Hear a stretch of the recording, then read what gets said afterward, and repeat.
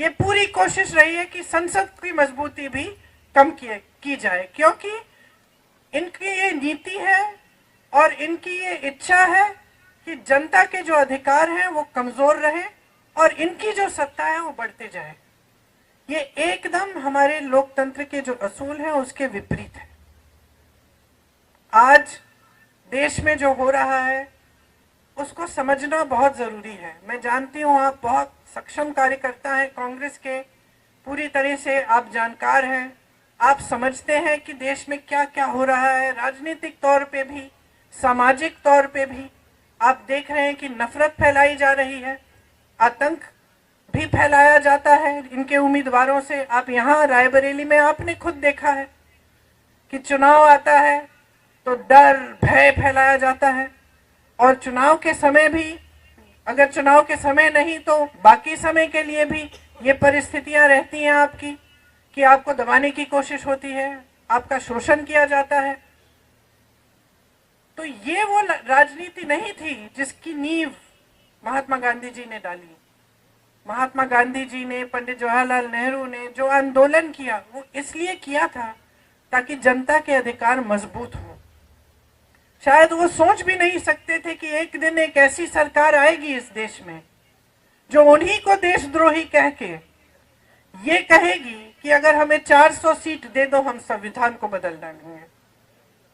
वो सोच भी नहीं सकते थे शायद कि ऐसी स्थिति देश में कभी आएगी कि देश के प्रधानमंत्री जो भाषा इस्तेमाल कर रहे हैं या जिस तरह की बातें कर रहे हैं चुनाव के समय, वो अपने पद का स्तर इतना गिरा देंगे कि अपने पद की गरिमा के बारे में सोचेंगे ही नहीं, कि अपने पद की अहमियत के बारे में का आदर भी नहीं करेंगे। और शायद वो ये सोच भी नहीं सकते थे कि एक ऐसा दिन आएगा जब हमारी जनता को कमजोर करने की कोशिश सरकार करेगी। हमारे देश की, हमारे धर्म की परंपरा रही है, किसी भी गुरु की सीख आप देख लीजिए, पूरे हिंदू धर्म में, कल्याण सिंह जी, सिख धर्म में भी, सब धर्मों में जो भी परंपरा रही है, जो भी हमें सिखाया गया है वह यही सिखाया गया है कि सेवा का धर्म होना चाहिए, सत्य के पथ पे चलना चाहिए, और देश में जनता जो है, जो गरीब है, जो किसान है, जिसके पास कम है, जो कमजोर है, वही सर्वोपरि होना चाहिए।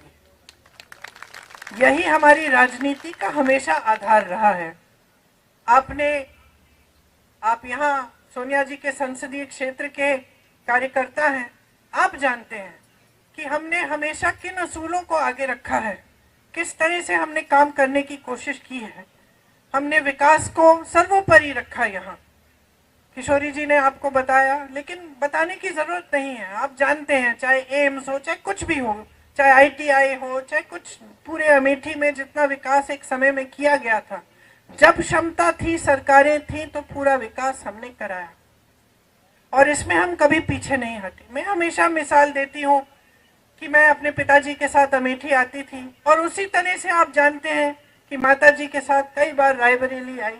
गांव में हम जाते हैं, जनता डांट देती है, कोई कह देता है कि भाई सड़क नहीं बनाई, हमने आपको नल के बारे में पूछा था, 6 महीने हो गए, साल भर हो गया, आपने अभी तक नल नहीं लगवाया। ये एक आपका अधिकार रहता है। यही हमारी राजनीति रही है कि आपका अधिकार है, आप डांटो, आप नाराज हो, आप सवाल उठाओ, आप लड़ो हमसे।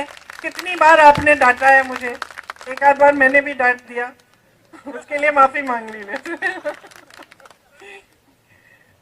तो ये हमारी राजनीति यही रही है कि अधिकार आपका है, सत्ता देने वाले आप हैं।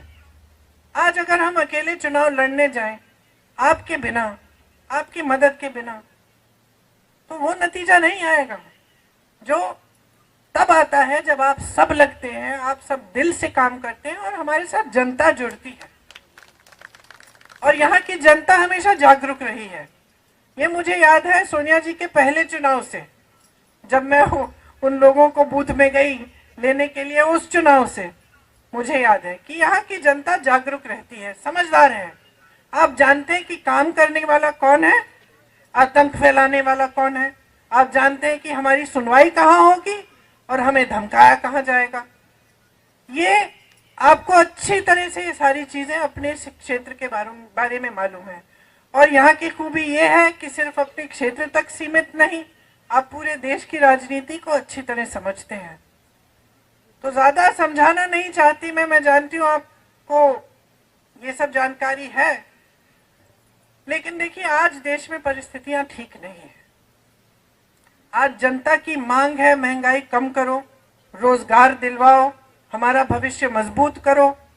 और सरकार की बातें हैं कि हिंदुस्तान में चुनाव हो रहा है, पाकिस्तान की बात कर रहे हैं। लोगों को ये कहने की कोशिश करेंगे कि कर रहे हैं कि कांग्रेस पार्टी आपके भैंस चुराएगी, आपके गहने चुराएंगे। भय फैलाने वाली बात जिसको आप अच्छी तरह समझते हैं, क्योंकि आपने बार बार अपने क्षेत्र में ये देखा है कि किस तरह से गांव गांव में जाके झूठ फैलाए जाते हैं, भय फैलाया जाता है, और ये कोशिश होती है कि जज्बातों के आधार पर, भय के आधार पर जनता वोट दे दे।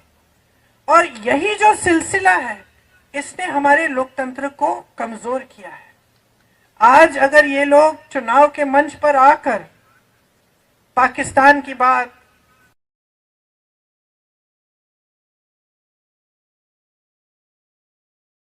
पर आंच आने वाली है या आपको घबराने की जरूरत है, तो आप समझते हैं कि ये इसलिए कर रहे हैं क्योंकि इससे आपके जज्बात उभरेंगे और इनको वोट मिलेंगे। और एक बार इनको वोट मिल जाता है, इनको सत्ता मिल जाती है, तो आपने खुद अनुभव किया है कि 10 सालों में आपके लिए क्या नहीं किया है, क्या किया है इन्होंने। जो जो प्रोजेक्ट ये दिखा रहे हैं अपने इश्तिहारों में, ज्यादातर वो प्रोजेक्ट कांग्रेस के जमाने में पास हुए, तब शुरू हुए, अब जाके बन रहे हैं। परिवारवाद की बात करते हैं, जितने भी लोग ये कहते थे कि परिवारवाद परिवारवाद, अब इनकी पार्टी में देखिए तमाम बेटे बेटियां, चाची चाचियां सब इनकी पार्टी में इकट्ठे हो रहे हैं।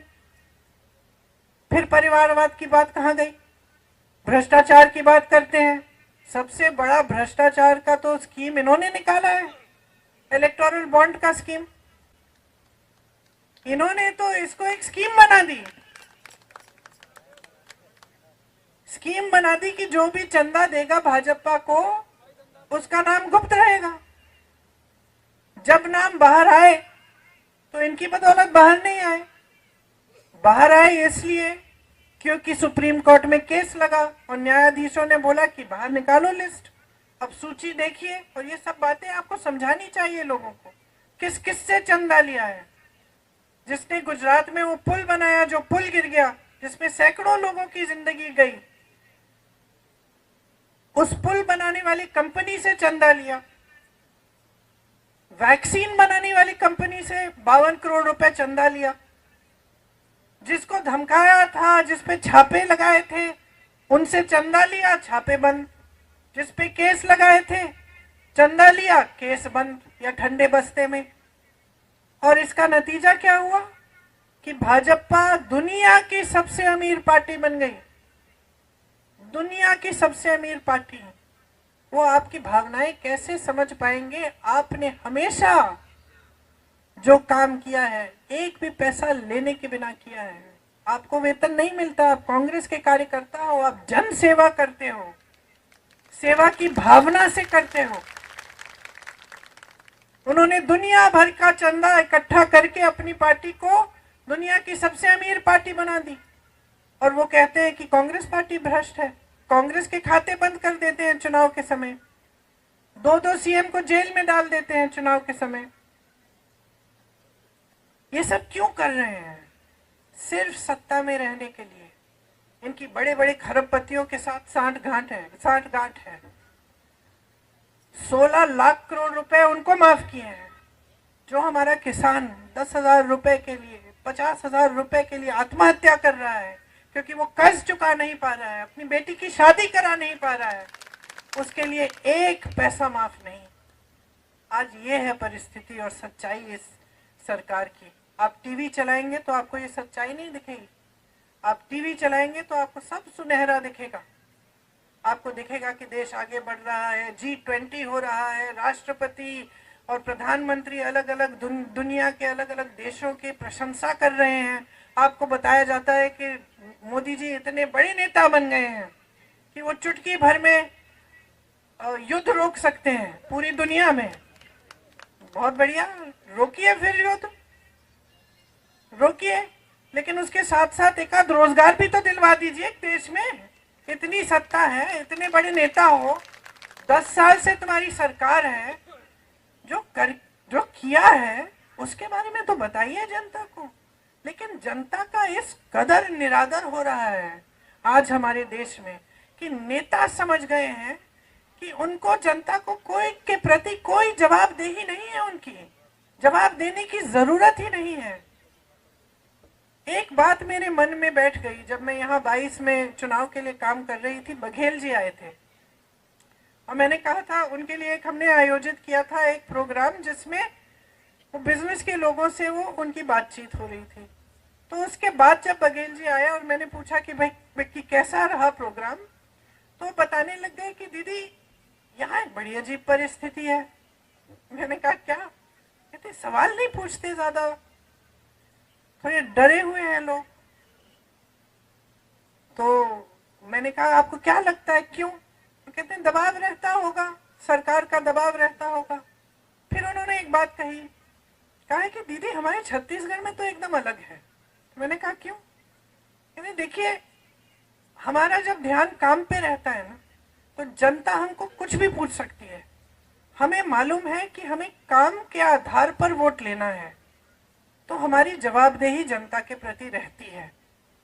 यहाँ पे क्या परिस्थिति है, उत्तर प्रदेश की बात कर रहे थे कि वोट लेने के समय नेता जानता है कि धर्म की बात करेगा उसको वोट मिल जाएगा।